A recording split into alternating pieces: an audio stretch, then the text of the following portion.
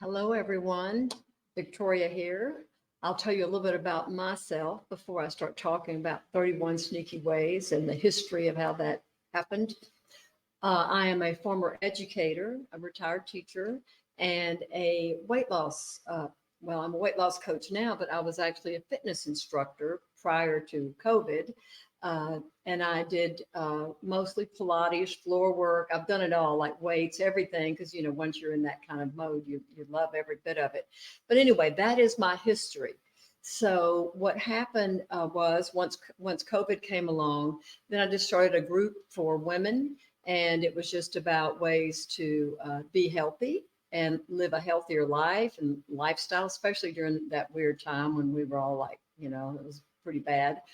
And it's so funny because what happened was I noticed that the women that were coming to me, they were joining my group would say things like, "Oh, it's hard for me to walk. My ankles hurt, my knees hurt, my hips hurt, everything's hurting."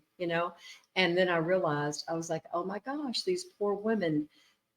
The problem was they were just some pounds overweight. And by being overweight, then that makes everything hurt.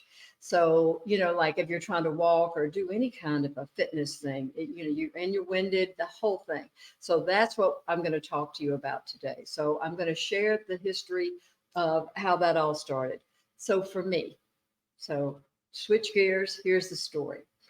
So what happened was when I was young, when I was 24, I ended up with a health issue. I'd always been healthy, no problems.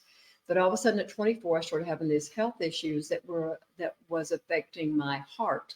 And what would happen is my heart would speed up, my heart would slow down. I mean, my heart would skip beats. I could totally, feel it, and it affected everything on my body because if your heart's beating too fast, you feel like you got to breathe harder, and if your heart's beating too slow, you feel like you got to breathe harder because you're trying to figure out what's going on.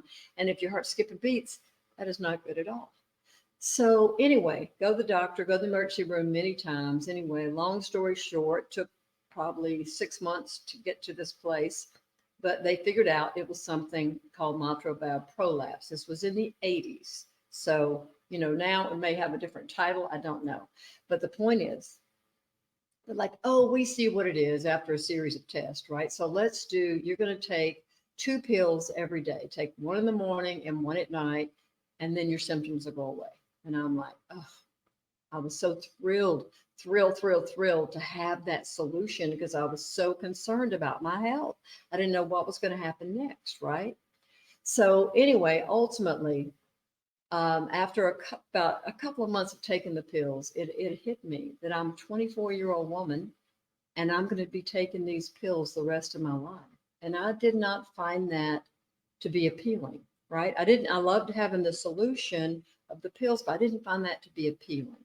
So what I did was when I went back for my checkup like a month later, so this was like 3 months in, I went back and the doctor, did the checkup and everything was fine.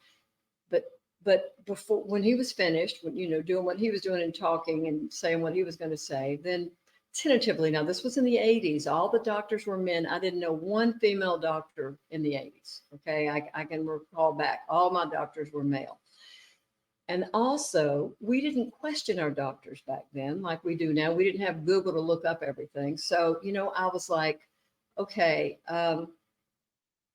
is there anything tentatively? I mean, I was very tentative because I was shy anyway. I was a young woman and, I just felt intimidated about the whole situation. So I said, is there anything I can do to get my heart stronger?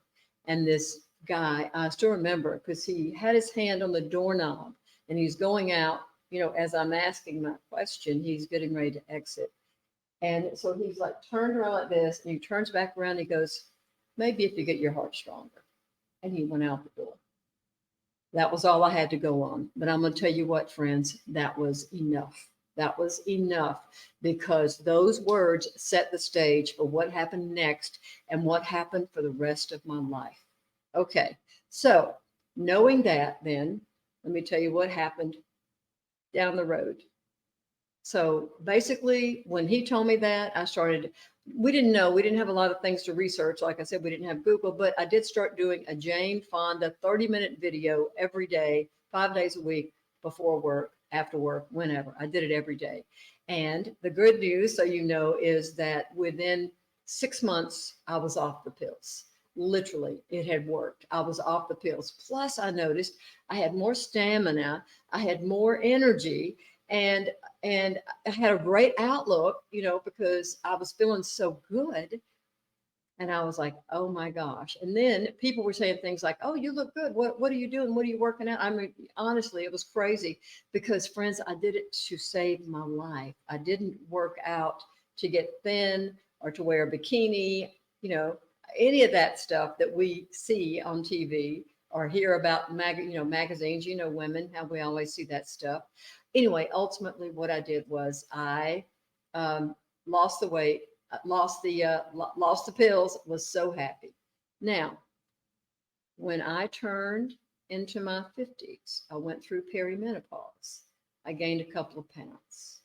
Then I went into menopause, gained a couple of more pounds. Then I noticed those pounds did not want to go away. They kept coming, right? They kept being added to. And so I'm like, oh my gosh, because I had never been an overweight person. So I said, I've got to do something. So what I did was I did a diet. I had been overweight when I was younger, intermittently at times in my life, but nothing like this where you could not get rid of it. Of course, I'm an older woman now. So I'm like, okay, I did so many crazy diets, a banana diet, a grapefruit diet. Now I would do these things, I would lose the weight and it would come back. Banana diet, grapefruit diet, do it for a while, lose the weight. I mean, it's not fun, right? You're eating nothing but grapefruit and bananas. I mean, this was two different diets. So then I did a cabbage soup diet. I don't know if you guys heard about that. That was exciting to do the cabbage soup diet. I mean, I thought, oh, I can eat cabbage soup. No, you cannot sustain on cabbage soup. So then what I ended up doing was I joined a program. I'm like, one of the programs where they give you the food, you go there, they give you the food, they monitor you, they do all that. I'm like, oh, this will work. How long, I did it, but how long do you think one can live on the same foods over and over? I got tired of the food and I got tired of paying for that program. That's exactly what happened. So ultimately, then I gave up on that. Well, what do you think happened? The weight came back. It didn't all come back in a day on any of these things, but it came back in very short order. So that's when I'm like, oh my gosh, what am I going to do? And then I realized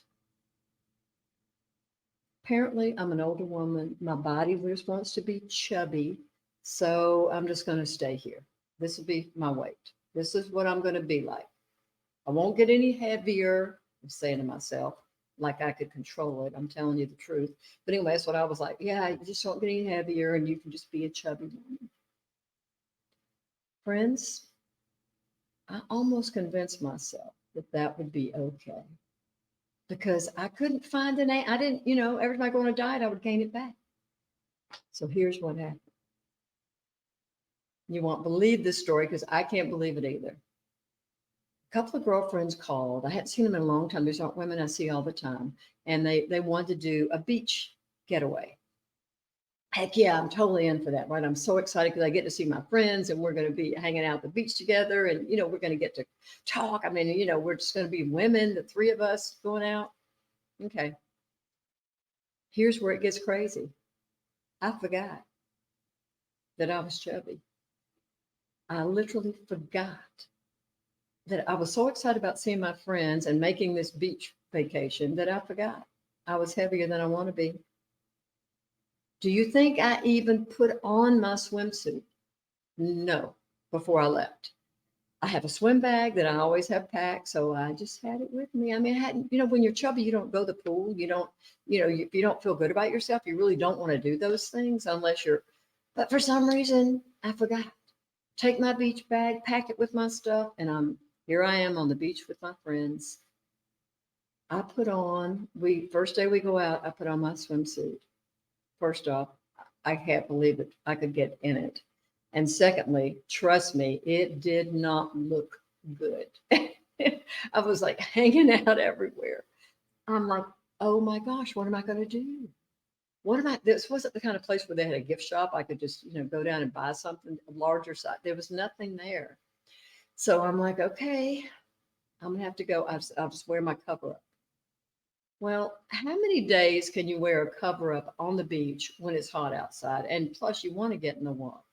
So anyway, eventually, of course, I had to it had to come out that, and of course, I'm sure they weren't surprised. They could see it on my face, I'm sure, but I don't know why. It's like I just went crazy and forgot about this. I was so embarrassed by that situation that when I got home, I said, you will find an answer. You will find an answer. So what I did for the next 2 years, I mean, I'm not saying it was fast because I could go on a diet, friends. Y'all know that. But I knew when I did what would happen. I can't live on grapefruit on the same food program. I can't live on whatever it is. It's got to be something that works in my life. So I started doing trial and error for 2 years, for 2 years. And one of the things and I was applying it, as I was going, but one of the things that came up in the research over and over was that most women gain 1.5 to 2 pounds, and some women up to 5 pounds a year after menopause. Now, I want you to think about that. The first year, let's say you're one of the 1 pound people, the first, year, it's like a pound. Okay, I can certainly live with that. But in 10 years, you've gained 10. Okay, I can live with that. But in 20 years, you've gained 20. Okay, maybe. I mean, it never ends. As long as you're living, you're gaining this weight. I'm like, oh my gosh. When I started seeing that in the research over and over, I'm like, I definitely have to find an answer. So after doing all my research, I said, it's got to be for me. This is what's the thing. It's got to be sustainable. It's got to be easy because it has to be something I will do, because I will not eat cabbage soup every day for the rest of my life. And I will not just eat bananas every day.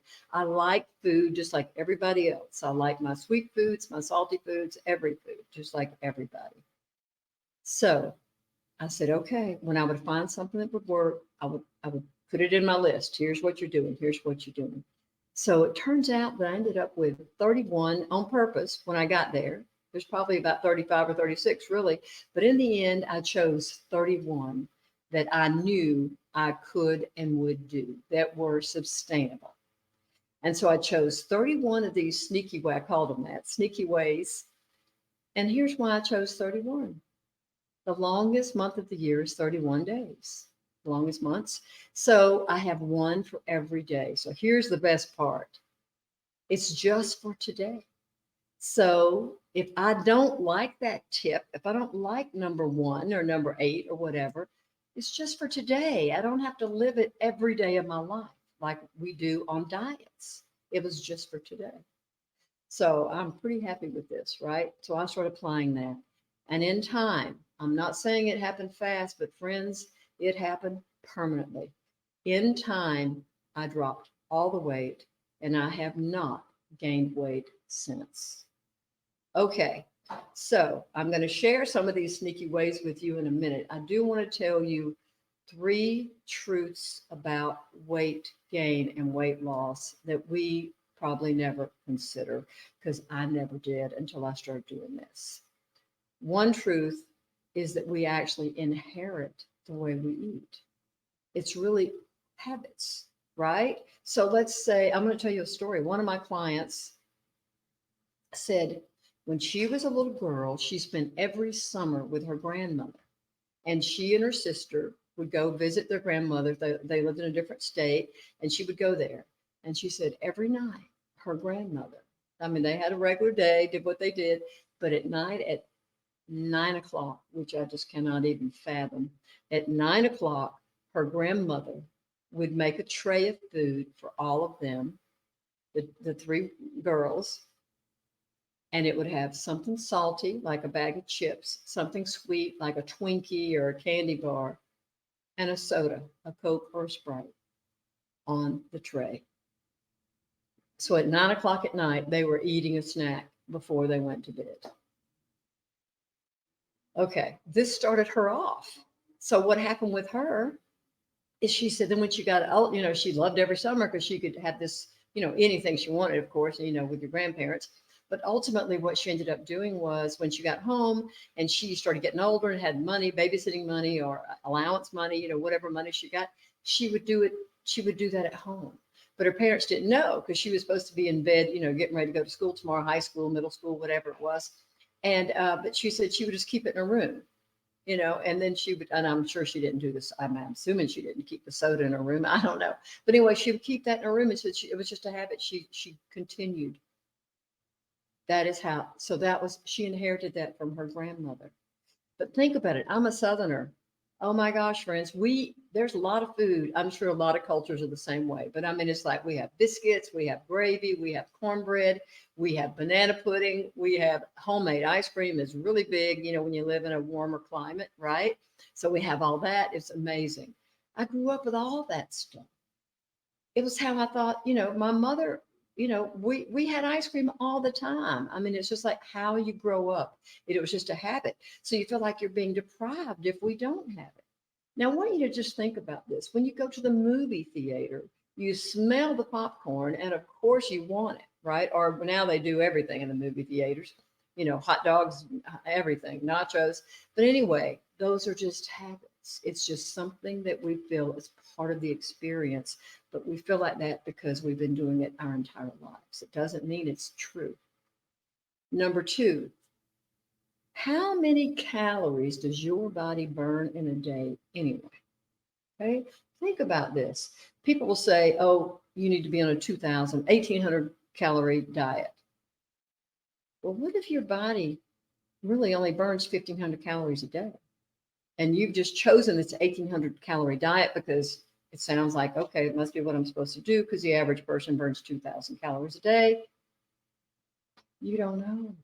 How tall are you? How fast does your body burn fat? How fast how much movement do you have? All of that factors, but nobody talks about that, right? That is a pretty freaky part to consider. And then third, this is the worst, friends. This is the worst. It's the iceberg effect of weight loss, being heavier than we want to be. So the iceberg effect is the top of the iceberg. What happens is we see what we look like. I don't look good in the mirror. My clothes don't fit. I am not digging this at all. Right? This is bad. You can see it. It's visible. But the bottom part of the iceberg, which is the biggest part, right? The top is only 7 to 10%. The bottom is everything else. 90% is how it affects every other part of your life. It affects you mentally. It affects your self-esteem. It affects your social life. I mean, like I said, if I remembered I was overweight, I would have told my girlfriends no. Really, I would have because I was so embarrassed. Okay. So it affects everything financially. If you end up having to take medicines, weight related medicines like high blood pressure or high cholesterol that are things that maybe are preventable. We don't know till we, when I turned 24 and had that issue, it taught me that I had some control over what happened to my body. And I used that same mindset when I sought out these 31 sneaky ways. So that is how that came about. But I want you to think about that iceberg effect because that is really what is the root of it. Is I can see what I don't like, right? I can see in the mirror. I can see it in my clothes too. But I can't see all the other ways it's affecting me because it happens the heavier we get, it happens slower and slower, right? You're less, I'm just going to stay in. I don't like going. And then you start going out with just your closest friends. And then you end up like, I'm just going to stay in the house. It's crazy. Okay. So let's talk about some of the tips. I'm going to share, what time is it? Great. Because I wanted this to be just a short introduction. So I'm going to share 3 or 4 of the tips with you. These are tips you can take away that you could start using right now if you'd like. So even if you see this in a recording, I'm hoping you do, so you can apply it and let me know what you thought. So the first one is simply eat on a smaller plate. In our society, our plates keep bigger and bigger, right? We have huge plates. So what happens when we have a huge plate is we fill it up. I mean, we're hungry. When we go to eat, we're hungry or we wouldn't be going to eat. Unless we're just eating from boredom, that's different. But anyway, the point is, so just choose a smaller plate. You will fill it up. And even if you go back for seconds, you will not fill it up as high as you did the first time. It's all here. It's like a mindset, a psychology game. When you have a big plate, you fill it up because if there's spaces there, it means I got to put some more stuff on my plate. If you have a small plate, you fill it up. It looks, it looks like, oh, that's a lot of food. You sit down, you eat it. And then again, even if you go back for seconds, you do not tend to eat as much. It's all, it's the way it looks. It's a visual. So that's one tip is eat on a smaller plate. So think about like your snacks, right? Like I said, I'm not going to ever say you can't have snacks. That's not part of my program. But what I do say is where do you have them? If your snacks are sitting on top of your TV or on your countertop, you've got a cookie jar or you've got chips at the top or you've got cinnamon rolls on the counter or whatever it is for you, that's just a temptation. That's a temptation. So one of the tips is to put all your snacks in one cupboard. And I mean one cupboard that you do not open every day. You can open this cupboard that you want, but not one that you just open like there's the bread or there's the, whatever it is you're going to look at in the cupboard. Put it somewhere that's a little bit harder to get to, maybe a lower cupboard beside the pans or something like that, so that purposefully, I'm going down here to get this snack out of this cupboard. But it does two things. It's not visible, so you're not seeing it. And then it takes a little bit more effort to get the snack from the lower cupboard or wherever you choose to put it. One of my clients, oh, I love this. She said she decided she would put her snacks in the basement. Now, I don't know what her basement looked like, but I thought that was so funny because then she said one night she got so desperate.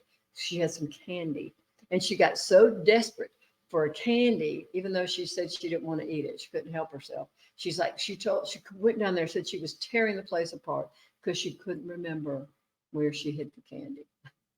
I thought that was really funny. So, hey, if the basement or the closet, whatever works for you, right? You don't want it to melt or go bad or whatever, but still put it where it's not seen, where it's not easily accessible. Those are your snacks. They should not be to help us. They shouldn't be somewhere where we see them because the minute we come in hungry, what do?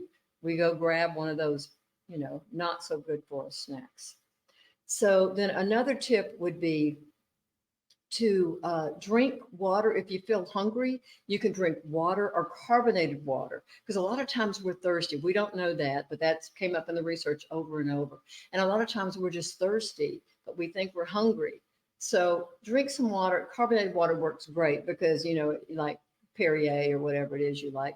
Not a soda. Okay. I'm not going to promote soda. But anyway, that will help. And then you can figure out, am I really hungry? Okay.